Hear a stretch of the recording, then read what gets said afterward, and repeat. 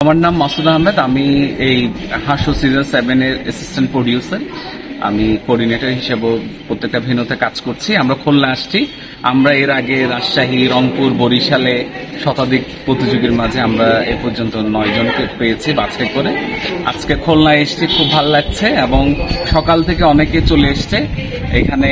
মানে শতাধিক প্রতিযোগী আসার খুব সম্ভাবনা আছে, কারণ অনেকে প্রায় আমাদের 300+ রেজিস্ট্রেশন হয়েছে শুধুমাত্র খুলনা বিভাগেই। আর এখানে আরেকটা বিষয় আছে, এটা হচ্ছে ধরেন অনেকেই ঢাকায় থাকে, তার বাড়ি খুলনা কিংবা সাতক্ষীরাতেই, কিন্তু সেই কম্পিটিশনটা দিবে ঢাকাতে। তো এই জন্য হয়তো কিছু পার্সেন্টেজ এখানে উপস্থিতি কম থাকতে পারে, কিন্তু তবু আমরা আশা করছি, যেমন অনেকে আজকেই কল দিল যে নিউজটা দেখে অনেকে হয়তো বলতে পারে না, কিন্তু এখনই ফোন করে অনেকে আসতেছে। আর একটা বিষয় বলে রাখি, এখানে একদম অন স্পট রেজিস্ট্রেশন করা যাবে।